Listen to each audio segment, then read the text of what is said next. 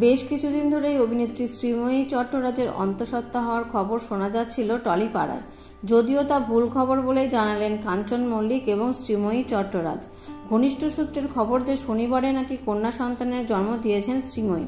হাসপাতালে চেকআপের জন্য গিয়েছিলেন হবু মা শ্রীময়ী চট্টরাজ। পরিস্থিতি অনুযায়ী সেখানে কন্যা সন্তানের জন্ম দেন অভিনেত্রী।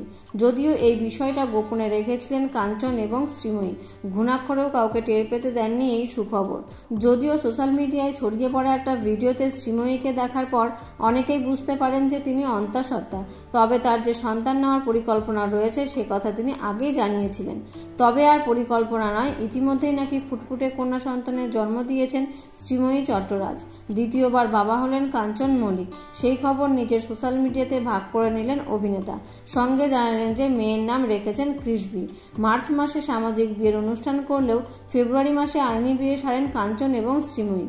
বহুদিন ধরে সম্পর্কে ছিলেন তারা। প্রথম দিকে যদিও নিজেদের সম্পর্ক নিছক বন্ধুত্বের বলেই দাবি করেছিলেন তারা, পরে নিজেদের ভালোবাসার কথা স্বীকার করে পরিবারের কাছের মানুষদের সাক্ষী রেখে জমজমাটভাবে বিয়ের আয়োজন করেন কাঞ্চন মল্লিক এবং শ্রীময়ী চট্টরাজ।